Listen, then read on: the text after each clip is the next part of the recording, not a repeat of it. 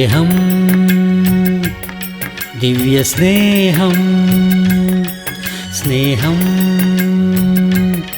ദിവ്യസ്നേഹം. നിങ്ങളുടെ വീടുകളിൽ കുടുംബ പ്രാർത്ഥനയുണ്ടോ? ദയവ് ചെയ്ത് കുടുംബ പ്രാർത്ഥന ഉണ്ടെന്ന് പറയുന്നവർ കരമുയർത്തിക്കാട്ടെ. ഹല്ലേലൂയ. ദൈവത്തിന് സ്തോത്രം. ദൈവം നിങ്ങളെ അനുഗ്രഹിക്കുമാറാകട്ടെ. നിങ്ങൾ എപ്പോഴൊക്കെയാണ്, രാവിലെയും വൈകുന്നേരമാണോ പ്രാർത്ഥിക്കുന്നത്?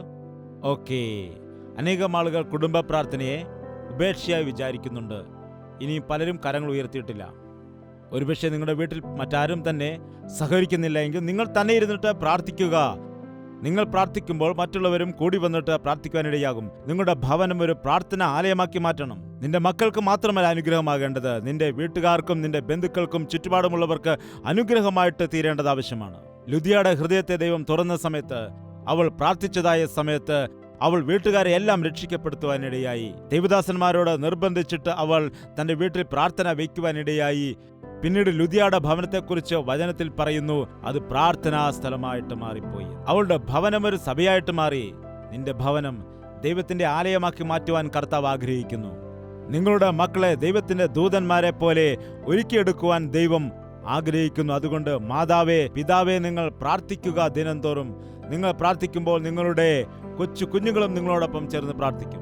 കൊച്ചു കുഞ്ഞുങ്ങളും ചേർന്ന് പ്രാർത്ഥിക്കുന്നത് കാണാം. ഞങ്ങളുടെ സഭയിൽ 1 വയസ്സ് 2 വയസ്സുള്ള കുഞ്ഞുങ്ങൾ ഇരുന്ന്, 2 വയസ്സുള്ള പെൺകുട്ടികളാണെങ്കിൽ തലയിൽ കൂടെ ഷാൾ ഇട്ടാണ് പ്രാർത്ഥിക്കുന്നത്. മറ്റു സഹോദരിമാർ ഷാളൊക്കെ ഇട്ട് പ്രാർത്ഥിക്കുന്നത് കാണുമ്പോൾ ഈ കുഞ്ഞും അതുപോലെ പ്രാർത്ഥിക്കുവാനിടയാകും.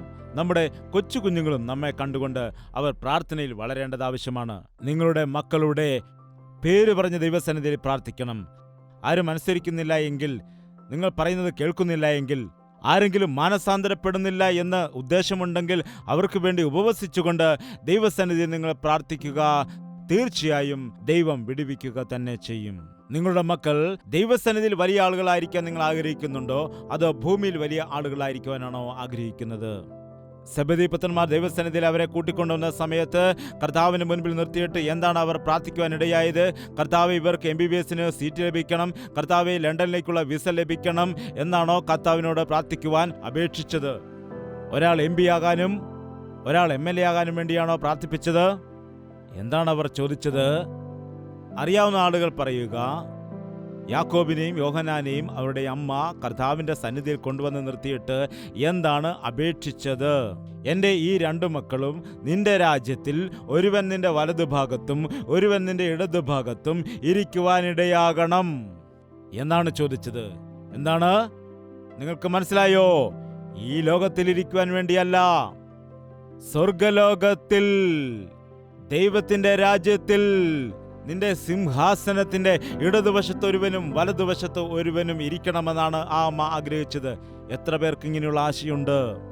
നിങ്ങളുടെ ആഗ്രഹം ലോകത്തിൽ വലിയവരാകാനാണോ, സ്വർഗത്തിൽ വലിയവരാകാനാണോ? ദൈവത്തിൽ ഏൽപ്പിക്കപ്പെടുന്നവൻ ഒരിക്കലും ദരിദ്രരാവില്ല. നിങ്ങളുടെ മക്കൾക്ക് വേണ്ടി നിങ്ങൾ പ്രാർത്ഥിച്ചാൽ ദൈവം അവരെ തലയാക്കും, ഒരിക്കലും അവരെ വാല് ആക്കുകയില്ല. നിങ്ങൾ എത്ര പഠിപ്പിച്ചാലും, നിങ്ങൾ അമേരിക്കയിൽ വിട്ടാലും, നിങ്ങൾ ഓസ്ട്രേലിയ വിട്ട് പഠിപ്പിച്ചാലും, സിംഗപ്പൂരിൽ വിട്ട് പഠിപ്പിച്ചാലും അവരെന്താണ്, പിന്നെ അവർ ഇങ്ങോട്ട് വരികയേയില്ല. അഥവാ വന്നാലും കൂടെ വേറെ ആരെങ്കിലും കൂട്ടിക്കൊണ്ടായിരിക്കും വരാറുള്ളത്. അതാണ് ഈ കാലത്ത് നടക്കുന്നത്. എത്രയോ അമ്മമാർ ദുഃഖിച്ച് കരയുന്നുണ്ട്. എടാ, നിന്നെ കഷ്ടപ്പെട്ട് പട്ടിണി കിടന്ന് പഠിപ്പിച്ച് നിനക്ക് വിസ എല്ലാം ശരിയാക്കിയിട്ട് നിന്നെ അവിടുന്ന് പഠിപ്പിച്ചിട്ട് ഇവിടെ വന്ന് എന്തെങ്കിലും ചെയ്യാൻ വിചാരിച്ചപ്പോൾ നീ എന്തിനാണ് ഈ കുട്ടിയെയും വിളിച്ചുകൊണ്ട് വന്നിരിക്കുന്നത്? നിങ്ങൾ പറയുന്നത് കേട്ടിട്ട് വീണ്ടും അവൻ അങ്ങോട്ട് തന്നെ തിരിച്ചു പോകും. എന്താണ്? എത്രയോ മാതാപിതാക്കൾ ഇങ്ങനെ മക്കളെ ഓർത്ത് ദുഃഖിക്കുന്നുണ്ട്. രാവും പകലും കഷ്ടപ്പെട്ട് പട്ടിണി കിടന്ന് മക്കളെ വളർത്തി വലുതാക്കി അവർ ഒരു നിലയിലായിരിക്കുമ്പോൾ എത്രയോ മാതാപിതാക്കളെ അവർ തള്ളിക്കളയുകയാണ്, നോക്കത്തില്ല. വേണമെങ്കിൽ അനാഥാലയത്തിൽ കൊണ്ട് തള്ളുകയാണ്, വേണമെങ്കിൽ പണം നൽകാമെന്നാണ് പറയുന്നത്. എന്താണിത്? അവർ പറയുന്നു, മകനെ, നിന്റെ പണമല്ല ഞങ്ങൾക്ക് വേണ്ടത്, നിന്റെ സ്നേഹമാണ്, നിന്റെ സാന്നിധ്യമാണ്, നിന്റെ ആശ്വാസമാണ് എന്ന് പറഞ്ഞ് മാതാപിതാക്കൾ കരയുന്നു. നിങ്ങൾ മക്കൾക്ക് വേണ്ടി ദൈവം മുമ്പാകെ കരഞ്ഞാൽ നിങ്ങളുടെ മക്കൾ ലോകത്തിൽ ധന്യരായി മാറാനിടയാകും. അതുപോലെ തന്നെ നിങ്ങളുടെ ജീവിതത്തിൽ വൻ കാര്യങ്ങൾ മക്കളുടെ ജീവിതത്തിൽ കൂടി ദൈവം നിറവേറ്റി നിങ്ങളെ ഭാഗ്യവാന്മാരാക്കി മാറ്റുകയും ചെയ്യും. പിശാച് കുടുംബങ്ങളെ താറുമാറാക്കി കളയേണ്ടതിനു വേണ്ടി അന്നു തന്നെ തന്ത്രമൊരുക്കുവാനിടയായി. ഏദൻ തോട്ടത്തിൽ വെച്ച് തന്നെ ഭാര്യയ്ക്കും ഭർത്താവിനും തമ്മിൽ ഭിന്നത ഉണ്ടാക്കി, എൻ്റെ അസ്ഥിയുടെ അസ്ഥിയും എൻ്റെ മാംസത്തിന്റെ മാംസവും എന്നൊക്കെ വിളിച്ച് പുകഴ്ത്തി സ്നേഹത്തോടെ സംസാരിച്ച ആദാമ് തിന്നരുതെന്ന് കൽപ്പിച്ച പഴം തിന്നപ്പോൾ എന്താണ് വിളിച്ചതെന്നറിയാമോ? എന്താണ് വിളിച്ചത്? ദൈവം ചോദിച്ചു, എന്തിനു തിന്നു? അറിവില്ലാതെ തിന്നതാണ്. അസ്ഥിയിൽ നിന്നുള്ള അസ്ഥി, മാംസത്തിൽ നിന്നുള്ള മാംസവുമായി എൻ്റെ ഭാര്യ തന്നതുകൊണ്ടാണ് തിന്നത്. അവൾ നരകത്തിൽ പോയാൽ എനിക്ക് സ്വർഗത്തിൽ പോകാൻ കഴിയുമോ? ഞങ്ങൾ രണ്ടും ഏക ശരീരമാകുമെന്ന് നീയാണല്ലോ പറഞ്ഞത്. അതുകൊണ്ട് എൻ്റെ പ്രിയപ്പെട്ടവളായ ഭാര്യ തന്നതുകൊണ്ടാണ് ഞാൻ കഴിച്ചത് എന്നാണോ പറഞ്ഞത്? ഒരിക്കലുമല്ല. നീ എന്നോടൊപ്പം ഇരിക്കുവാൻ തന്നിരിക്കുന്ന ഈ സ്ത്രീ തന്നതുകൊണ്ടാണ് ഞാൻ തിന്നതെന്ന് പറഞ്ഞു. അല്ലാതെ ഞാൻ ഒരിക്കലും അങ്ങനെയുള്ളൊരു മനുഷ്യനല്ല എന്നാണ് പറഞ്ഞത്. എന്താണ് പറഞ്ഞത്? ഈ സ്ത്രീ തന്നതുകൊണ്ട് ഞാൻ തിന്നു എന്ന രീതിയിലാണ് സംസാരിക്കുന്നത്. അവന്റെ കുറ്റമല്ല എന്ന്. അപ്പോൾ തന്നെ ഭാര്യയെ തള്ളിക്കളയുവാനിടയായി. ഭാര്യയെ കുറ്റം പറയുകയാണ്. എന്തുകൊണ്ടാണ് ഈ കാലത്ത് അനേകം ഭർത്താക്കന്മാരും തങ്ങളുടെ ഭാര്യമാരെ താഴ്ത്തിക്കെട്ടി സംസാരിക്കുന്നത്, എപ്പോഴും കുറ്റപ്പെടുത്തി സംസാരിക്കുന്നത്?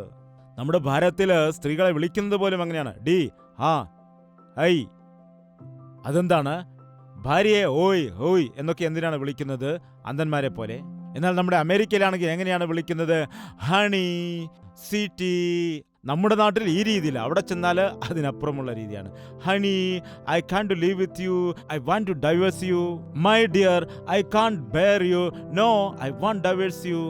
യെസ് ഡിയർ എന്ന് പറയും. പിന്നെ ഇതിനാണ് യെസ് ഡിയർ എന്ന് വിളിക്കുന്നത്. അവിടെ വെറും വാക്കുകളിൽ മാത്രമാണ് സ്നേഹം കാണിക്കുന്നത്. നമ്മളാണെങ്കിൽ മനസ്സിൽ സ്നേഹം വെച്ചിട്ട് പിന്നെ ഓയ് ഹായ് എന്നൊക്കെയാണ് വിളിക്കുന്നത്. അതുകൊണ്ട് നിങ്ങളുടെ ഭാര്യയെ പേര് ചേർത്ത് വിളിക്കുക, അല്ലെങ്കിൽ സ്നേഹത്തോടെ വിളിക്കുക. അല്ലാതെ ഈ കാലത്ത് ഭാര്യയും ചില ഭാര്യമാരും അങ്ങനെയാണ് ഏയ് ഓയ് എന്നൊക്കെയാണ് വിളിക്കാറുള്ളത്.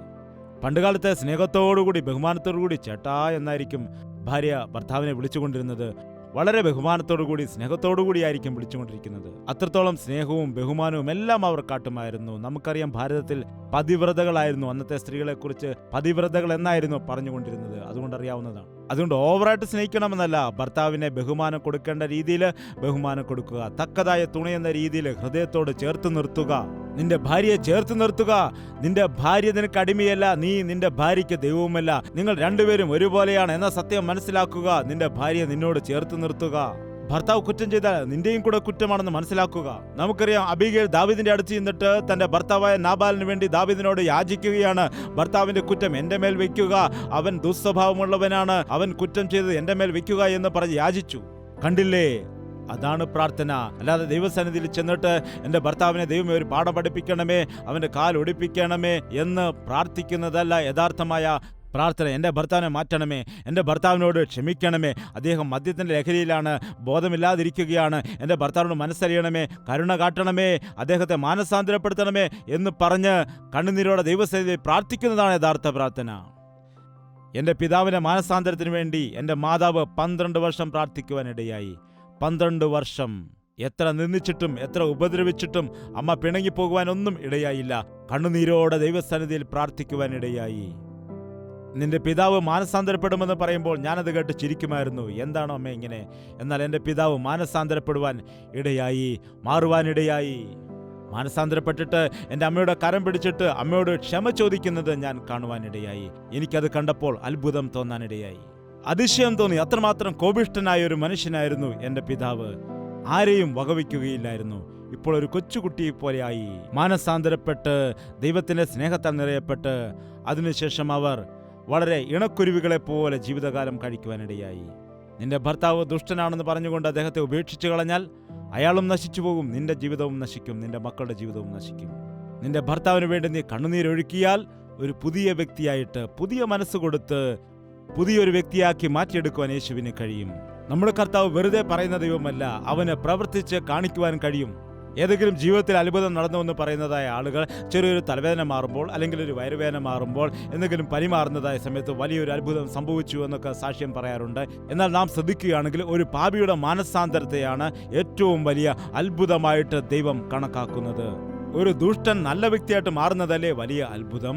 ഒരു ദുർമാർഗി നല്ല രീതിയിൽ ജീവിക്കുന്നതല്ലേ വലിയ അത്ഭുതം. അത് ചെയ്യുവാൻ കഴിയുന്നവൻ യേശു ക്രിസ്തു മാത്രമാണ്. അതുകൊണ്ട് അവനെ ഏൽപ്പിച്ചു കൊടുക്കും. അതുകൊണ്ട് കുടുംബത്തിന് വേണ്ടി നാം പ്രാർത്ഥിക്കണം. ബുദ്ധിയുള്ള സ്ത്രീ തൻ്റെ വീട് പണിയാനിടയാകും. ബോഷയായവളോ തൻ്റെ സ്വന്തം കൈകൊണ്ട് തന്നെ തൻ്റെ വീട് നശിപ്പിച്ചു കളയുവാൻ ഇടയാകുന്നു.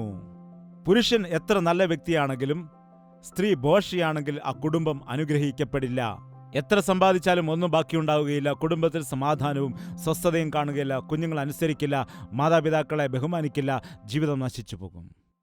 എന്നാൽ ഞാൻ ശ്രദ്ധിച്ചത് എന്താണെന്ന് വെച്ചാൽ, ഒരുപക്ഷെ പുരുഷൻ നല്ല വഴി ജീവിക്കുന്നില്ല എങ്കിലും, പുരുഷൻ ഒരുപക്ഷെ നിഷ്പ്രയോജകൻ ആണെങ്കിലും, ഭാര്യ നല്ലവളാണ് എങ്കിൽ സ്ത്രീ ആ ഭവനത്തിൽ വിശുദ്ധിയോടെ ജീവിക്കുന്ന സ്ത്രീയാണെങ്കിൽ ആ കുടുംബം അനുഗ്രഹിക്കപ്പെടും. ആ ഭർത്താവ് മാനസാന്തരപ്പെടും. ആ കുടുംബത്തിൽ അനുഗ്രഹമുണ്ടാകും. അവിടെയുള്ള കുഞ്ഞുങ്ങൾ അനുഗ്രഹിക്കപ്പെട്ടവരായി മറ്റുള്ളവർക്ക് പ്രയോജനമുള്ളവരായിട്ട് ജീവിക്കുന്നത് കാണാം. തിമോത്തി എന്ന ഭക്തനെ കുറിച്ച് നമുക്ക് ബൈബിളിൽ കാണാം. ചെറിയ പ്രായത്തിൽ തന്നെ വലിയ ഭക്തനായിട്ട് മാറി, ബിഷപ്പായിട്ട് മാറി. കാരണം അറിയാമോ, അദ്ദേഹത്തിന്റെ പിതാവ് ഗ്രീക്കുകാരൻ ആയിരുന്നു, വിഗ്രഹാരാധി ആയിരുന്നു. എന്നാൽ അദ്ദേഹത്തിന്റെ മാതാവ് വിശ്വാസിനി ആയിരുന്നു. ആ മാതാവിന്റെ മാതാവും വിശ്വാസിനിയായിരുന്നു. നല്ല ആത്മീയ ജീവിതമുള്ള പ്രാർത്ഥനാ സ്ത്രീയായിരുന്നു. അങ്ങനെ തിമോത്തിയോസ് ചെറിയ പ്രായത്തിൽ തന്നെ വലിയ ഒരു ദൈവദാസനായിട്ട് മാറുവാനിടയായി.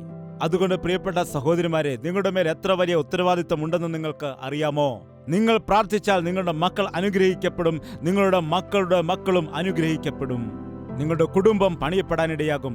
കുടുംബ വ്യവസ്ഥയെ തകർക്കുവാൻ പിശാച് തക്കം പാത്തിരിക്കുകയാണ്. ഭാര്യ ഭർത്താക്കന്മാരെ തമ്മിൽ ഭിന്നിപ്പിച്ചിട്ട് വിവാഹമോചനം കൊണ്ടുവന്നിരിക്കുന്നു. വിവാഹമോചനം ഇന്ന് വന്ന കാര്യമല്ല, മോശയുടെ കാലത്ത് തന്നെ ഉള്ള കാര്യമാണ്. അതുകൊണ്ടാണ് ഉപേക്ഷണ പത്രം കൊടുത്ത് ഉപേക്ഷിക്കുവാൻ അനുവാദം കൊടുത്തത്. അതാണ് പരീശന്മാർ ചോദ്യം ചെയ്തത്. ഉപേക്ഷണ പത്രം കൊടുത്ത് എൻ്റെ ഭാര്യയെ ഉപേക്ഷിക്കുവാൻ കഴിയുമോ? എൻ്റെ ഭാര്യയെ വിവാഹമോചനം കൊടുക്കാൻ കഴിയുമോ? അപ്പോൾ കർത്താവ് പറഞ്ഞു, വ്യഭിചാര വിഷയം കാരണമല്ലാതെ തൻ്റെ ഭാര്യയെ ഉപേക്ഷിച്ച് മറ്റൊരാളെ വിവാഹം കഴിക്കുന്നവൻ വ്യഭിചാരം ചെയ്യുകയാണ്. ഉപേക്ഷിക്കപ്പെട്ടവളെ വിവാഹം ചെയ്യുന്നവനും വ്യഭിചാരം ചെയ്യുകയാണ്. അപ്പോൾ ചോദിച്ചു, അത് മോശ തന്നതല്ലേ? അപ്പോൾ പറഞ്ഞു, നിങ്ങളുടെ ഹൃദയ കാഠിന്യം നിമിത്തമാണത് വന്നത്, അല്ലാതെ ദൈവത്തിന്റെ ഹിതപ്രകാരമുള്ളതല്ല. ദയവ് ചെയ്ത് വിവാഹമോചനത്തിന് വേണ്ടി നിങ്ങൾ നിൽക്കരുത്. ഏതോ ഒരു നാട്ടിൽ വിവാഹമോചനം ചെയ്യാൻ പാടില്ല എന്ന പ്രസംഗം ചെയ്തതായ സമയത്ത് അത് കേട്ട ഒരു സഹോദരി വിവാഹമോചനത്തിന് അപ്ലൈ ചെയ്തിട്ട് വന്നിരിക്കുകയാണ്. ദൈവവചനം കേട്ടപ്പോൾ പരിശുദ്ധാത്മാവ് അവളോട് സംസാരിക്കുകയും വചനശേഷം അവൾ ചെന്നിട്ട് വിവാഹമോചനത്തിനുള്ള ആപ്ലിക്കേഷൻ തിരിച്ചു വാങ്ങുകയും ചെയ്തു. പിന്നീട് ഭർത്താവിൻ്റെ അടുക്കൽ പോയിട്ട് സമാധാനപ്പെട്ട് അവർ രണ്ടുപേരും ചേർന്നിട്ട് വീണ്ടും കുടുംബജീവിതം നയിച്ചു. രണ്ടുപേരും എനിക്ക് ഫോൺ ചെയ്ത് സംസാരിക്കുകയും ചെയ്തു. മെഹബൂബ് നഗറിലെ മീറ്റിങ്ങിനാണെന്ന് തോന്നുന്നു. ആ സഹോദരി പിന്നീട് എന്നെ ഫോൺ ചെയ്ത് സംസാരിച്ചു, ബ്രദർ, ആ മീറ്റിങ്ങിന് ശേഷം എൻ്റെ ജീവിതത്തിൽ ദൈവം ഒരു അത്ഭുതം ചെയ്തു. ഞങ്ങളിപ്പോൾ ഒരുമിച്ച് ജീവിക്കുന്നു. ദയവ് ചെയ്ത് അങ്ങനെ ചെയ്യരുത്. വിവാഹമോചനം ചെയ്ത് മറ്റൊരാളെ കല്യാണം കഴിച്ചാൽ ആ വ്യക്തിയുടെ സ്വഭാവം നിങ്ങൾക്കറിയാൻ കഴിയുമോ? ആ ശമരിയ സ്ത്രീ എത്ര പേരെ വിവാഹം കഴിച്ചു എന്ന് നിങ്ങൾക്കറിയാമോ? എത്ര പേരെയാണ്? 5 ആളുകളെയാണ്. ഇയാൾ ശരിയല്ല. പണക്കാരനെ കെട്ടിയാൽ പിന്നെ ഇങ്ങനെയാണ്, പണമില്ലാത്തവനെ നോക്കിക്കളയാം. പാവപ്പെട്ടവനെ കല്യാണം കഴിച്ച്, അയ്യോ പിന്നെ ദാരിദ്ര്യം, ഓ ഇത് വളരെ ബുദ്ധിമുട്ടാണ്, ഇവനും വേണ്ട. നല്ല സൗന്ദര്യമുള്ളവനെ കല്യാണം കഴിക്കാം, അത് പിന്നെ അതിനേക്കാൾ പ്രശ്നമാണ്, അയ്യോ അതും വേണ്ട. നല്ല ആരോഗ്യമുള്ളവനെ നോക്കാം, ആരോഗ്യമുള്ളവനെ കല്യാണം കഴിച്ചപ്പോൾ ഡെയിലി എടുത്തിട്ട് ഇടിയാണ്, അയ്യോ അതും വേണ്ട. എന്താണ്? നിങ്ങൾക്കിഷ്ടമുള്ള വ്യക്തിയല്ല, ദൈവത്തിന് ഇഷ്ടമുള്ള വ്യക്തിയെ വിവാഹം കഴിച്ചു തരാൻ വേണ്ടി ദൈവത്തോട് നിങ്ങൾ പ്രാർത്ഥിക്കുക. അതുപോലെ നിങ്ങളുടെ മക്കളുടെ വിവാഹകാര്യത്തിലും നിങ്ങൾ ആദ്യം തന്നെ പ്രാർത്ഥിക്കേണ്ടതാണ്. അല്ലാതെ പണം നോക്കിയോ സ്ത്രീധനം നോക്കിയോ നിങ്ങൾ വിവാഹം നടത്തരുത്. ദൈവത്തിന്റെ ഹിതം എന്താണെന്ന് അന്വേഷിക്കുക. ദൈവത്തിന്റെ ഹിതപ്രകാരം നിങ്ങൾ അങ്ങനെ കല്യാണം നടത്തുകയാണെങ്കിൽ തീർച്ചയായും ദൈവത്തിന്റെ ഹിതപ്രകാരം ചെയ്യുമ്പോൾ അത് വളരെ പെർഫെക്റ്റ് ആയിരിക്കും, ഒരു കുറവും കാണില്ല എന്നൊന്നും ഞാൻ പറയുന്നില്ല. എന്നാൽ തീർച്ചയായും ദൈവത്തിന്റെ അനുഗ്രഹം ആ കുടുംബത്തിന് മേൽ ഉണ്ടായിരിക്കും. ദൈവിക നന്മകൾ ആ കുടുംബത്തിൽ ഉണ്ടാകും. ഭാര്യ ഭർത്താക്കന്മാരെ, നിങ്ങൾ രണ്ടുപേരും ഒരുമിച്ച് മക്കൾക്ക് വേണ്ടി പ്രാർത്ഥിക്കുക. നിങ്ങളുടെ കുടുംബത്തിന് വേണ്ടി പ്രാർത്ഥിക്കുക. നിങ്ങളുടെ മക്കളെ ദൈവസന്നിധിയിലേക്ക് സമർപ്പിക്കുക. ദൈവം അവരെ അനുഗ്രഹിക്കും, അവർക്ക് നന്മ കൊടുക്കും. ഒരു കുടുംബത്തെക്കുറിച്ച് ഞാൻ നിങ്ങളോട് പറയാം. ബൈബിളിൽ ആഖാൻ എന്ന് പറയുന്ന ഒരു വ്യക്തിയുണ്ട്. എത്ര പേർക്ക് ആ വ്യക്തിയെക്കുറിച്ച് അറിയാം? കരമുയർത്താമോ? അപ്പോൾ എനിക്ക് അതനുസരിച്ച് പറയാമല്ലോ. അനേകർക്കും അറിയില്ലേ? അയ്യോ, യോശുവയുടെ പുസ്തകം അതിന്റെ 6-ാം അധ്യായവും 7-ാം അധ്യായവും നിങ്ങൾ വീട്ടിൽ ചെന്നിട്ട് വായിച്ചാലും മതി, ഇപ്പോൾ വായിക്കണ്ട. ഞാൻ പറയാം. ആഖാൻ എന്ന് പേരുള്ള ഒരു വ്യക്തി ഉണ്ടായിരുന്നു. ദൈവത്താൽ തിരഞ്ഞെടുക്കപ്പെട്ട ഒരു വ്യക്തിയായിരുന്നു അവൻ. ദൈവത്താൽ അനുഗ്രഹിക്കപ്പെട്ടതായ വ്യക്തിയായിരുന്നു. ദൈവജനത്തോട് ചേർന്ന് നിന്ന് ദൈവത്തിന്റെ അത്ഭുത കാര്യങ്ങൾ കണ്ട വ്യക്തിയാണ്. എരിഹോ പട്ടണത്തെ തകർത്ത് അതിൽ ജയിച്ച്, ശത്രുക്കളെ ജയിച്ച് ചെന്നപ്പോൾ ദൈവം ഒരു കാര്യം പറഞ്ഞു, നിങ്ങൾ എവിടെയുള്ള ശപിക്കപ്പെട്ട വസ്തുക്കളെ തൊടരുത്. അവിടെയുള്ള വസ്ത്രമാകട്ടെ, വെള്ളിയാകട്ടെ, പൊന്നാകട്ടെ, ശത്രുവിനെ സംബന്ധിച്ചുള്ള കാര്യങ്ങളെ നിങ്ങൾ ആഗ്രഹിക്കരുത് എന്നുള്ളതായ ഒരു കൽപ്പന കൊടുത്തു. ഈ ആഖാൻ എന്തു ചെയ്തു? ബൈബിളിൽ ഇങ്ങനെ എഴുതപ്പെട്ടിരിക്കുന്നു, വിശേഷമായ ഒരു ബാബിലോണ്യ മേലങ്കിയും ഒരു 200 ശേക്കൽ വെള്ളിയും 50 ശേക്കൽ തൂക്കമുള്ള ഒരു പൊൻകട്ടിയും. എന്താണ്? 200 ശേക്കൽ വെള്ളിയും അതുപോലെ തന്നെ വളരെ ചെറിയ 50 ശേക്കൽ തൂക്കമുള്ള പൊന്നും. അവയെ കണ്ടിട്ട് ആശിച്ച് മോഷ്ടിച്ചെടുത്ത് കൊണ്ടുവന്ന് അവന്റെ കൂടാരത്തിന്റെ നടുവിലായിട്ട് കുഴിച്ചിട്ടു. മനസ്സിലായോ? മനസ്സിലാകാത്തവർ ഹല്ലേലൂയ പറയൂ. മനസ്സിലായവർ ഹല്ലേലൂയ പറയൂ. ഓക്കെ, എന്താണ് മനസ്സിലായത്? ദൈവത്തിന്റെ കൽപ്പന ലംഘിച്ചിട്ട് വസ്ത്രത്തെ ആശിച്ചു, വെള്ളി ആശിച്ചു, അതുപോലെ തന്നെ സ്വർണം ആശിക്കുവാനിടയായി, മോഷ്ടിക്കുവാനിടയായി. മോഷ്ടിച്ചിട്ട് എവിടെ കൊണ്ടുവന്ന് വെച്ചു? എവിടെയാണ് കൊണ്ടുവന്നത്? വീടിന്റെ നടുവിൽ കൊണ്ടുവന്ന് ഒളിപ്പിച്ചു വെച്ചു. ഹബ്ബാ, ഈ വീട് നിന്റേതാണോ? നിന്റെ വീട് നിന്റേതാണോ? നോക്കൂ, ചില ആളുകൾ ബ്രാൻഡിക്കുപ്പി കൊണ്ടുവന്നിട്ട് വീട്ടിൽ ഒളിച്ചു വെക്കാറുണ്ട്.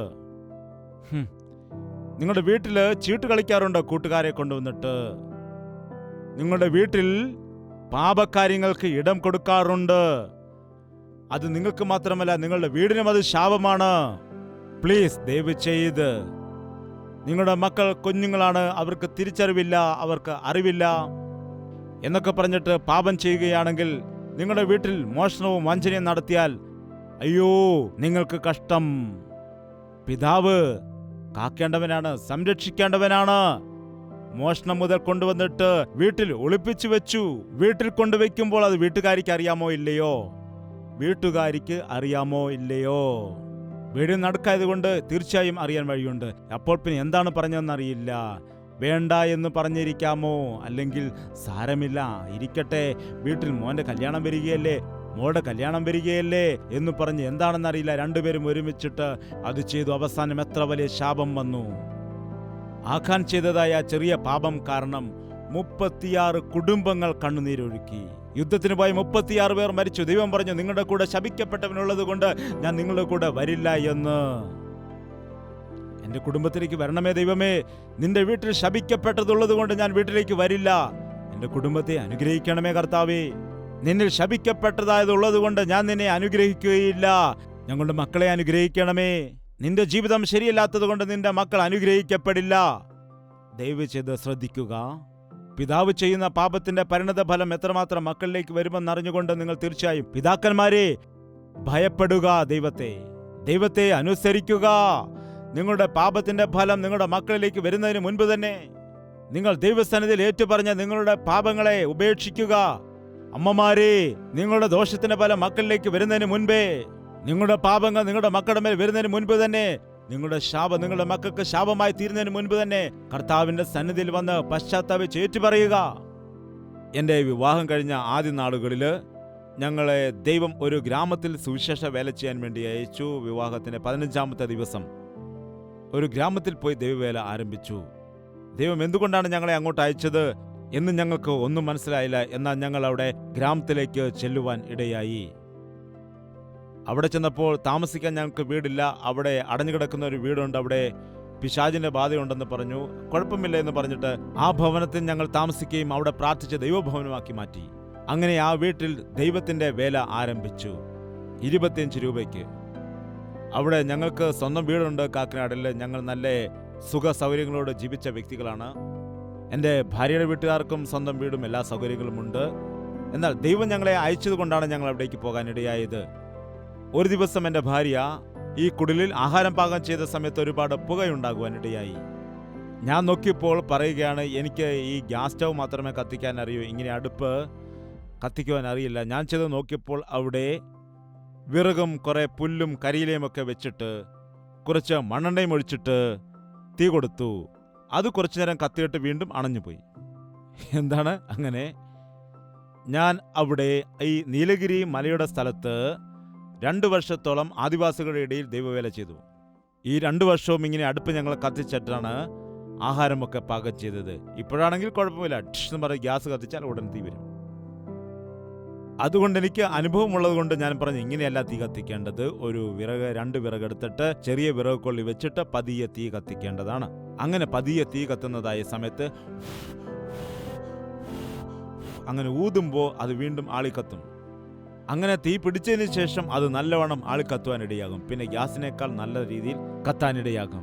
ഇന്ന് നമ്മുടെ ഇടയിൽ അനേകരും പ്രാർത്ഥിക്കാൻ പറയുമ്പോൾ ഇതാണ് ചെയ്യുന്നത്, പുകയ്ക്കുകയാണ് ചെയ്യുന്നത്. വിറകും ചപ്പും എല്ലാം ഇങ്ങനെ കുത്തി നിറയ്ക്കുന്നത് പോലെ അടുപ്പിൽ. കർത്താവേ, എനിക്ക് സഹിക്കത്തില്ല, എൻ്റെ ഭർത്താവ് ശരിയല്ല, എൻ്റെ ഭാര്യ ശരിയല്ല, ഇങ്ങനെ ജീവിക്കാൻ കഴിയത്തില്ല, ഞങ്ങൾക്ക് പ്രശ്നമുണ്ട്, കടബാധ്യതയുണ്ട്, രോഗമുണ്ട്, എല്ലാം ഉണ്ട് കർത്താവേ. ആമേൻ എന്ന് പറഞ്ഞു. ഇതാണോ പ്രാർത്ഥന? പ്രാർത്ഥന എന്ന് പറഞ്ഞാൽ നിങ്ങളുടെ സങ്കടമെല്ലാം പറയുന്നതാണോ? വേദനയെല്ലാം പറയുന്നതാണോ? ദുഃഖമെല്ലാം പറയുന്നതാണോ? നിങ്ങളുടെ ആവശ്യങ്ങൾ ചോദിക്കുന്നതാണോ? അല്ല. നിങ്ങളുടെ പ്രാർത്ഥന എന്ന് പറയുമ്പോൾ നിങ്ങൾ പ്രാർത്ഥന കരയുന്നത് നല്ലതാണ്.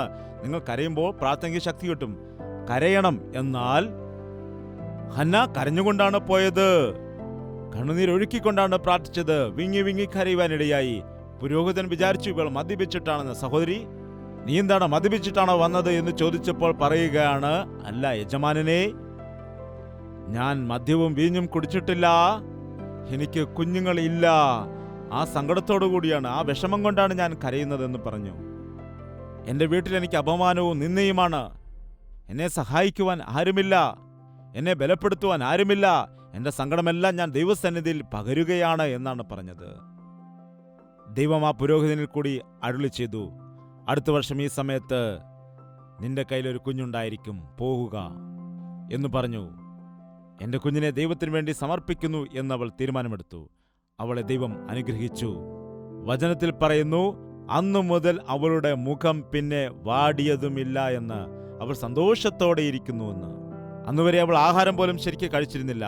എന്നാൽ എപ്പോഴാണോ ദൈവത്തിന്റെ സന്നിധിയിൽ വന്നിട്ട് അവളുടെ ഭാരങ്ങൾ ഇറക്കി വെച്ചത്, ദൈവത്തിന്റെ വാഗ്ദത്തം പ്രാപിച്ചെടുത്തത്, പിന്നീട് അവൾ സന്തോഷത്തോടുകൂടി ഉല്ലാസത്തോടുകൂടി കടന്നുപോയി എന്നാണ് വചനത്തിൽ പറയുന്നത്. അപ്പോൾ കുഞ്ഞ് ജനിച്ചിട്ടില്ല. കുഞ്ഞ് ജനിക്കാൻ ഇനിയും 9 മാസം കാത്തിരിക്കണം. എന്നാൽ ദൈവത്തിൽ അവൾ വിശ്വസിച്ചു. വിശ്വാസത്തോടുകൂടി സന്തോഷത്തോടുകൂടി ദൈവത്തിൽ വിശ്വസിച്ചു പോകുവാനിടയായി. ഇന്ന് സഭയിൽ വരുന്നതായ ആളുകൾ ഒരുപക്ഷെ നിങ്ങൾ വരുന്നതായ സമയത്ത് വിഷമത്തോടെ, സങ്കടത്തോടെ, ദുഃഖത്തോടെ, കലഹത്തോടുകൂടി വന്നിട്ട് കുറെ നേരം വചനം കേട്ട് കണ്ണുനീരൊഴുക്കി പ്രാർത്ഥിച്ചിട്ട് അങ്ങനെ തന്നെ തിരിച്ചു പോവുകയാണ് എങ്കിൽ കൂട്ടായ്മയിൽ വരുന്നത് കൊണ്ട് എന്താണ് പ്രയോജനമുള്ളത്? ദൈവം നിങ്ങളെ കൂട്ടിവരുത്തിയത് അങ്ങനെ തന്നെ മടക്കി അയക്കാനാണോ? അല്ല, അല്ല. നിങ്ങളുടെ ഹൃദയത്തെ ദൈവസന്നിധിയിൽ പകർന്നിട്ട് ദൈവം മറുപടി നൽകുന്നത് വരെയും കാത്തിരിക്കേണ്ടതാണ്. എത്ര ദുഃഖകരമാണിത്! ആഖാന്റെ ജീവിതത്തിൽ ചെയ്തതായ പാപം കാരണം ആഖാന്റെ വീട്ടിലുള്ള എല്ലാവരെയും കല്ലെറിഞ്ഞു കൊല്ലുവാനിടയായി. അത് പഴയ നിയമമാണെന്ന് വിചാരിക്കാം. എന്നാൽ ഇന്ന് നാം പ്രത്യക്ഷത്തിൽ മരിക്കുന്നില്ല എങ്കിലും ശാപത്തെ നമ്മുടെ കൂടെ കൊണ്ടുവരികയാണ്. നമ്മുടെ പാപം നമ്മുടെ മക്കളുടെ മേലും മക്കളുടെ മേലും വ്യാപരിക്കാനിടയാകും. കുടുംബ വ്യവസ്ഥയെ തകർത്ത് കളയണം. കുഞ്ഞുങ്ങളുടെ ജീവിതം നശിപ്പിക്കണം. രാജ്യങ്ങളെ നശിപ്പിക്കണം. പ്രപഞ്ചത്തെ നശിപ്പിക്കണം. മാനവരാശിയെ നശിപ്പിക്കണം. അവനുവേണ്ടി ഒരുക്കിയിരിക്കുന്ന അഗ്നി നരകത്തിലേക്ക് ജനത്തെ കൂട്ടിക്കൊണ്ടു പോകണം എന്ന് പിശാച് വിചാരിച്ചുകൊണ്ട് ഗർജിക്കുന്ന സിംഹത്തെ പോലെ ആരെ വിഴുങ്ങേണ്ടുന്നു എന്ന് നോക്കി നടക്കുകയാണ്. അതുകൊണ്ട് ഉണർന്നിരുന്ന് പ്രാർത്ഥിക്കുക. പിശാച് എന്റെ മക്കളുടെ മേൽ ദൃഷ്ടി വയ്ക്കുവാൻ പാടില്ല. ഫറവോനോട് പറഞ്ഞു, ജനം മുഴുവൻ ദൈവത്തെ ആരാധിക്കേണ്ടതിന് ഞങ്ങളെ കടത്തിവിടുക എന്ന്. അപ്പോൾ ഫറവോൻ പറഞ്ഞു പാടില്ല എന്ന്. പിന്നെ പറഞ്ഞു, നിങ്ങൾ പുരുഷന്മാർ മാത്രം പോയി വരികയെന്ന്. കാരണം പുരുഷന്മാർ പോയ ഭാര്യയും മക്കളെയും അന്വേഷിച്ച് വീണ്ടും തിരികെ വരുമെന്ന്. അവർ പറഞ്ഞു, ഞങ്ങൾ കുടുംബത്തോടെ പോവുകയുള്ളെന്ന്. അപ്പോൾ പറഞ്ഞു, ശരി, നിങ്ങൾ കുടുംബമായിട്ട് പോയിട്ട് നിങ്ങളുടെ ആസ്തിയും സമ്പത്തും മൃഗങ്ങളെയെല്ലാം വിട്ടിട്ട് പോവുക. അപ്പോൾ അതിനുവേണ്ടി വരുമല്ലോ എന്നാണ് വിചാരിച്ചത്. അപ്പോൾ മോശ പറഞ്ഞു, ഒന്നും ഞങ്ങൾ ഇവിടെ ഉപേക്ഷിച്ചിട്ട് പോകുകയില്ല. ഞാനും ഞങ്ങളുടെ ജനവും സന്താനങ്ങളും എല്ലാവരും ഒരുമിച്ച് ഇവിടെ നിന്ന് പോകുമെന്ന് പറഞ്ഞു. അതെ, നമ്മുടെ വീട്ടിൽ ഒരു നിസ്സാര വസ്തു പോലും, ഒരു ചെറിയ വസ്തു പോലും പിശാചിന് കൊടുക്കുകയില്ല. ഒരു ഡസ്റ്റ്ബിന് പോലും പിശാചിന് തൊടുവാൻ കൊടുക്കുകയില്ല. പിശാചിന് പ്രവർത്തിക്കുവാൻ അല്പം പോലും ഇടം കൊടുക്കുകയില്ല. സകലതും എന്റെ ദൈവത്തിന് വേണ്ടി മാത്രമുള്ളതാണ്. ഞാനും എന്റെ കുടുംബവുമോ ഞങ്ങൾ യഹോവയെ സേവിക്കുമെന്ന് പറഞ്ഞു. എന്ന് എത്ര ആളുകൾക്ക് ധൈര്യത്തോടെ ഈ സമയത്ത് പറയാൻ കഴിയും? ഞാൻ ഇപ്പോൾ പ്രാർത്ഥിക്കാൻ പോകുന്നു. വായ് തുറന്ന് പറയുക. വായ് തുറന്ന് ഉറക്കെ പറയുക. പിശാച് കൈകൾ ഉയർത്തുമ്പോൾ സന്തോഷിക്കും. എന്നാൽ വായ് കൊണ്ട് പറയുകയാണെങ്കിൽ അവൻ ഓടിപ്പോകാനിടയാകും. അവൻ യൂസ്ലെസ് ഫെലോയാണ്. ആരാണവൻ? പിശാച് തോറ്റുപോയ ശത്രുവാണ്. എന്റെ വീട്ടിൽ കിടക്കുമോ? എന്റെ മക്കളുടെ കാര്യത്തിൽ ഇടപെടുമോ? എന്റെ കുടുംബത്തിൽ വരുമോ? Get out! പിശാചിനോട് എതിർത്ത് നിൽപ്പിൻ. അപ്പോൾ അവൻ നിങ്ങളെ വിട്ടിട്ട് ഓടിപ്പോകും. നിങ്ങളുടെ കുടുംബത്തിലെ പ്രശ്നത്തിന്, നിങ്ങളുടെ വീട്ടിൽ സമാധാനമില്ലാത്തതിന്, സ്വസ്ഥതയില്ലാത്തതിന് കാരണം ആരാണെന്നറിയാമോ? ഈ പിശാചാകുന്നു. അവൻ വഞ്ചകനാണ്, അവൻ കള്ളനാണ്, അവൻ ചതിയനാണ്, അവൻ തന്ത്രങ്ങൾ മെനയുന്നവനാണ്, നിങ്ങളെ തകർക്കുവാൻ നോക്കിയിരിക്കുന്നവനാണ്. അവനെ നിങ്ങളുടെ വീട്ടിൽ നിന്ന് പുറത്താക്കുമ്പോൾ നിങ്ങളുടെ കുടുംബത്തിൽ ദൈവത്തിന്റെ സമാധാനമുണ്ടാകുവാനിടയാകും. താൽകളെ വണക്കം നമുക്ക് പ്രാർത്ഥിക്കാം. ഈ സമയത്ത് നിങ്ങളുടെ കുടുംബത്തിൽ ഒരു വലിയ അത്ഭുതം ചെയ്യുന്നതിന് വേണ്ടി, നിങ്ങളുടെ കുടുംബത്തെ പിശാചിന്റെ പിടിയിൽ നിന്ന് വിടുവിക്കുന്നതിന് വേണ്ടി ദൈവം ആഗ്രഹിക്കുന്നു. നിങ്ങളുടെ അസമാധാനം മാറ്റിയിട്ട് സമാധാനം നൽകാൻ അവൻ ആഗ്രഹിക്കുന്നു. കരങ്ങൾ ഉയർത്തി കർത്താവിനോട് പ്രാർത്ഥിക്കും. എല്ലാവർക്കും എഴുന്നേറ്റ് നിൽക്കാം. വായു തുറന്ന് കർത്താവിനോട് പ്രാർത്ഥിക്കാം. കർത്താവേ, ഇതാ എൻ്റെ ജീവിതം. രാവിലെ തന്നെ എഴുന്നേറ്റ് നിന്നോട് പ്രാർത്ഥിക്കുവാനുള്ള കൃപ നൽകണമേ. വിശ്വാസത്തോടെ പ്രാർത്ഥിക്കുവാനുള്ള കൃപ നൽകണമേ അപ്പാ. എൻ്റെ മക്കളുടെ ജീവിതത്തിൽ പിശാചിന്റെ കെണികൾ നടക്കുന്നുണ്ട്. എൻ്റെ കുടുംബം ഛിന്ന ഭിന്നമായി പോവുകയാണ്. എന്നെ സഹായിക്കണമേ കർത്താവേ. സാമ്പത്തിക പ്രശ്നങ്ങളുണ്ട് കർത്താവേ. എപ്പോഴും കുടുംബത്തിൽ സമാധാനമില്ലാത്ത വഴക്കിന്റെയും കലഹത്തിന്റെയും അവസ്ഥയാകുന്നപ്പാ. സ്വസ്ഥതയില്ല കർത്താവേ. നീ എൻ്റെ ഭവനത്തിലേക്ക് വരണമേ, എൻ്റെ ഗൃഹത്തിലേക്ക് വരണമേ. എൻ്റെ കുടുംബം നശിച്ചു പോയിരിക്കുകയാണ്. എൻ്റെ കുടുംബം ചിതറിപ്പോയിരിക്കുകയാണ് കർത്താവേ. ഭാര്യാഭർത്താക്കന്മാരായിരിക്കുന്ന ഞങ്ങളുടെ ഇടയിൽ സന്തോഷമില്ല, സമാധാനമില്ല. ഒരുമിച്ച് ജീവിക്കുന്നുവെന്നാൽ ഒരുമിച്ച് പ്രാർത്ഥിക്കുവാൻ കഴിയുന്നില്ല. ഒരുമിച്ച് ജീവിക്കുന്നുവെന്നാൽ ഒരുമിച്ച് സന്തോഷം അനുഭവിക്കാൻ കഴിയുന്നില്ല. ഞങ്ങളുടെ വീട്ടിലേക്ക് വരണമേ. എൻ്റെ ഭാര്യയെ നോക്കണമേ, എൻ്റെ ഭർത്താവിനെ നോക്കണമേ, ഞങ്ങളുടെ മക്കളെ നോക്കണമേ. പിതാവായ ഉത്തരവാദിത്വം നിറവേറ്റുവാൻ സഹായിക്കുമാറാകണമേ. പിതാവെന്ന് പറയുക മാത്രമല്ല, പിതാവിന്റെ ഉത്തരവാദിത്വം നിറവേറ്റാൻ സഹായിക്കും. മക്കൾക്ക് വേണ്ടി കണ്ണുനീരോടെ പ്രാർത്ഥിക്കുവാൻ എന്നെ സഹായിക്കുമാറാകണമേ. പിതാവെന്ന നിലയിൽ അവർക്ക് വേണ്ടി സമ്പാദിക്കുക മാത്രമല്ല, അവർക്ക് വേണ്ടി കണ്ണുനീരോടെ പ്രാർത്ഥിക്കുവാൻ എന്നെ സഹായിക്കുമാറാകണമേ. ഇതാ കർത്താവേ, എൻ്റെ ജീവിതത്തെ, എൻ്റെ കുടുംബത്തെ, എൻ്റെ മക്കളെ, സകലത്തെയും നിനക്ക് വേണ്ടി സമർപ്പിക്കുന്നു കർത്താവേ. എനിക്ക് കഴിയുന്നില്ല കർത്താവേ. ഈ കുടുംബത്തെ കൊണ്ടുപോകുവാൻ എന്നെ കൊണ്ട് കഴിയുന്നില്ല കർത്താവേ. ഈ ജീവിതം മുൻപോട്ട് കൊണ്ടുപോകുവാൻ എനിക്ക് കഴിയുന്നില്ലപ്പാ. ഈ പ്രശ്നങ്ങൾ കാരണം, ഈ ഇല്ലായ്മയിൽ, ഈ കഷ്ടതയിൽ എനിക്കൊന്നും ചെയ്യാൻ കഴിയാത്ത അവസ്ഥയിലായിരിക്കുന്നു. നിന്റെ കരത്തിലേക്ക് ഏൽപ്പിക്കുകയാണ്. ഞങ്ങളെ സഹായിക്കണമേ അപ്പാ. പ്രാർത്ഥന. പരിശുദ്ധനായ സ്നേഹമുള്ള പിതാവേ, ഒരിക്കൽ കൂടി ഞങ്ങളെ നീ ദർശിക്കണമേ. ഏത് പിതാവാണ് വേദനിക്കുന്നത്? ആരുടെ ഹൃദയത്തിലാണ് ദുഃഖമുള്ളത്, ഭാരം ഉള്ളത്? ജീവിതത്തിൽ പലവിധമായ പ്രതിസന്ധിയിൽ കൂടി കടന്നുപോകുന്ന എല്ലാവരുടെയും ജീവിതത്തിൽ വലിയ വിടുതൽ നൽകണമേ അപ്പാ. മദ്യപിക്കുന്ന ശീലമുള്ള പിതാക്കന്മാർ ഇവിടെ ഉണ്ടെങ്കിൽ നസ്രയനായ യേശുക്രിസ്തുവിന്റെ നാമത്തിൽ അവർക്ക് വിടുതൽ നൽകുമാറാകണമേ അപ്പാ. സ്വയം നാശത്തിലേക്ക് പോയിക്കൊണ്ട് തങ്ങളുടെ കുടുംബത്തെ നശിപ്പിക്കുന്ന ആരെങ്കിലും ഇവിടെ ഉണ്ടെങ്കിൽ ഈ സമയം പ്രാർത്ഥിക്കുമ്പോൾ തന്നെ അവരുടെ ജീവിതത്തിൽ വലിയ മാറ്റം നീ കൊണ്ടുവരണമേ. അവരുടെ ഹൃദയത്തിൽ വലിയ പശ്ചാത്താപം ഉണ്ടാക്കണമേ അപ്പാ. അവർ ഇഷ്ടപ്പെടുന്നതായ ആ പാപത്തെ വെറുക്കുവാനുള്ള പുതിയ മനസ്സവർക്ക് കൊടുക്കണമേ. ഏതു സഹോദരിയാണ്, ഏത് മാതാവാണ് തൻ്റെ വീട്ടിലെ അനുഗ്രഹത്തിന് തടസ്സമായിരിക്കുന്നത്, ആത്മീയമായിട്ട് മുന്നേറുവാൻ കഴിയാതെ ഇരിക്കുന്നത്? അവരോട് നീ ഇന്ന് കരുണ കാട്ടുമാറാകണമേ. അങ്ങനെയുള്ള ആളുകളെ നിന്റെ മക്കളായിട്ട് നീ മാറ്റിയെടുക്കണമേ. നിന്നോട് പ്രാർത്ഥിക്കുന്ന വ്യക്തികളാക്കി മാറ്റണമേ. പിശാച് കൊണ്ടുവരുന്ന സകല തടസ്സങ്ങളിൽ നിന്നും, സകല ബന്ധനങ്ങളിൽ നിന്നും നീ സ്നേഹിക്കുന്ന നിന്റെ മക്കളുടെ കുടുംബങ്ങളെയെല്ലാം വിടുവിക്കുമാറാകണമേ അപ്പാ. പിശാചിന്റെ തന്ത്രങ്ങളിൽ നിന്ന് വിടുവിച്ച് സമാധാനം കൊടുക്കുമാറാകണമേ. എല്ലാ കുടുംബത്തിലും ദൈവത്തിന്റെ സാന്നിധ്യം, സമാധാനം വരുവാൻ കൃപ കൊടുക്കണം കർത്താവേ. നീ യഥാർത്ഥമായും ഞങ്ങളുടെ കുടുംബത്തിന്റെ അധിപതിയായിട്ട്, നായകനായിട്ട് വരുമാറാകണമേ. നിന്റെ സമാധാനവും നിന്റെ സന്തോഷവും ഞങ്ങളുടെ സകല ഗൃഹങ്ങളിലും ഉണ്ടായിരിക്കാൻ സഹായിക്കണമേ. എവിടെയാണോ ക്രിസ്തു ഉള്ളത് അവിടെ സമൃദ്ധിയുണ്ട്, അവിടെ അനുഗ്രഹമുണ്ട്. ലോകത്തിലുള്ളതായ സമ്പാദ്യമല്ല, ലോകത്തിലെ പണമല്ല വലുത്, ക്രിസ്തുവിന്റെ സമ്പാദ്യമാണ്. ക്രിസ്തു നൽകുന്നതായ സമ്പത്താണ് വലുത് എന്ന് മനസ്സിലാക്കാൻ ഞങ്ങളെ സഹായിക്കണമേ. അങ്ങനെയുള്ള ആഗ്രഹം ഞങ്ങളുടെ മക്കളുടെ ഹൃദയങ്ങളിൽ നീ കൊടുക്കണമേ. അങ്ങനെ അവർ ലോകത്തിന്റെ പിന്നാലെ പോകാതെ, ലോകത്തിന്റെ ഇഷ്ടത്തിന് പിന്നാലെ പോകാതെ, പിശാചിന് കീഴ്പ്പെട്ടു പോകാതെ, യൗവന മോഹങ്ങളെ ഉപേക്ഷിച്ച് ഓടിപ്പോകുവാൻ വിശുദ്ധിയോടുകൂടി, സ്നേഹത്തോടുകൂടി, വിശ്വാസികളോടുകൂടി പ്രാർത്ഥനയുടെ കൂട്ടത്തിൽ ആയിരിക്കുവാൻ ഞങ്ങളുടെ മക്കളെ എല്ലാം നീ സഹായിക്കുമാറാകണമേ അപ്പാ. യേശു ക്രിസ്തുവിന്റെ നാമത്തിൽ അപേക്ഷിക്കുന്നു പിതാവേ. നമ്മുടെ പിതാവായ ദൈവത്തിന്റെ സ്നേഹവും പുത്രനായ യേശു ക്രിസ്തുവിന്റെ കൃപയും ആശ്വസിപ്പിച്ച് വഴി നടത്തുന്ന പരിശുദ്ധാത്മാവിന്റെ കൂട്ടായ്മയും സഹവാസവും നാം ഓരോരുത്തരോടും പ്രാർത്ഥിച്ച സകല വിഷയങ്ങളോടും ഇന്നു മുതൽ എന്നേക്കും ഉണ്ടായിരിക്കുമാറാകട്ടെ. ആമേൻ, ആമേൻ, ആമേൻ. യേശുവേ, യേശുവേ, യേശുവേ, യേശുവേ, യേശുവേ, യേശുവേ, യേശുവേ, യേശുവേ. നിന്നെ നിന്നെ എന്നും ഞാൻ സേവിക്കും, നീ മാത്രം രാജാവെന്നും. നിന്നെ നിന്നെ എന്നും ഞാൻ സേവിക്കും, നീ മാത്രം രാജാവെന്നും. യേശുവേ യേശുവേ യേശുവേ യേശുവേ യേശുവേ യേശുവേ യേശുവേ യേശുവേ യേശുവേ യേശുവേ